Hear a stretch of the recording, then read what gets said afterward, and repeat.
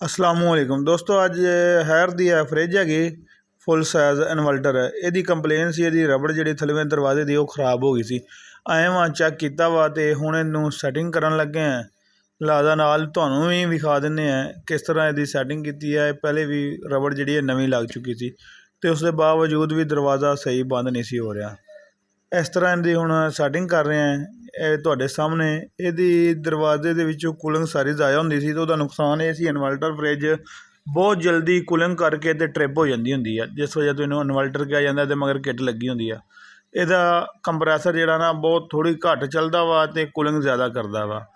ਇਹਦੀ ਇਸ ਜਗ੍ਹਾ ਤੋਂ ਰਬੜ ਜਿਹੜੀ ਖ਼ਰਾਬ ਹੋਣ ਦੀ ਵਜ੍ਹਾ ਤੋਂ ਕੂਲਿੰਗ ਸਾਰੀ ਜ਼ਾਇਆ ਹੁੰਦੀ ਰਹਿੰਦੀ ਸੀ ਤੇ ਕੰਪਰੈਸਰ ਜਿਹੜਾ ਟ੍ਰਿਪ ਨਹੀਂ ਸੀ ਹੁੰਦਾ। ਲਿਹਾਜ਼ਾ ਹੁਣ ਇਹਨੂੰ ਸੈੱਟ ਕਰ ਰਿਹਾ ਵਾਂ। ਆ ਵੇਖੋ ਹੁਣ ਤੁਹਾਡੇ ਸਾਹਮਣੇ ਆ ਬਿਲਕੁਲ ਸਾਰੀ A to Z ਦਰਵਾਜ਼ੇ ਦੇ ਨਾਲ ਰਬੜ ਫਿਕਸ ਹੋ ਕੇ ਬੰਦ ਹੋ ਗਈ ਆ। ਲਿਹਾਜ਼ਾ ਕਸਟਮਰ ਦਾ ਹੁਣ ਕੰਪਰੈਸਰ ਵੀ ਠੀਕ ਰਹੇਗਾ, ਫਰਿੱਜ ਵੀ ਮਸਲਾ ਨਹੀਂ ਕਰੇਗੀ ਤੇ ਲੋਡ ਦਾ ਮਸਲਾ ਵੀ ਜਿਹੜਾ ਉਹ ਵੀ ਹੱਲ ਹੋ ਜਾਏਗਾ ਅਲਹਮਦੁਲਿਲਾ। ਅੱਗੇ 24 ਘੰਟੇ ਚੱਲਦੀ ਰਹਿੰਦੀ ਸੀ ਕਿਉਂਕਿ ਇਹਦੀ ਕੂਲਿੰਗ ਜ਼ਾਇਆ ਹੁੰਦੀ ਰਹਿੰਦੀ ਸੀ।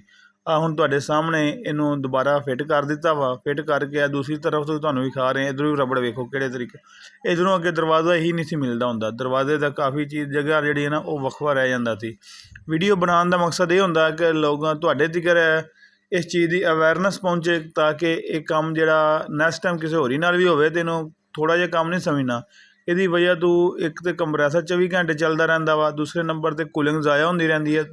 ਉਸ ਤੋਂ ਬਾਅਦ ਯੂਨਿਟ ਬਹੁਤ ਜ਼ਿਆਦਾ ਜਿਹੜੇ ਹੈ ਨਾ ਉਹ ਚੱਲ ਜਾਂਦੇ ਆ ਮੀਟਰ ਓਵਰ ਰੀਡਿੰਗ। ਮਿਹਰਬਾਨੀ, ਸ਼ੁਕਰੀਆ, ਅੱਲਾ ਹਾਫਿਜ਼।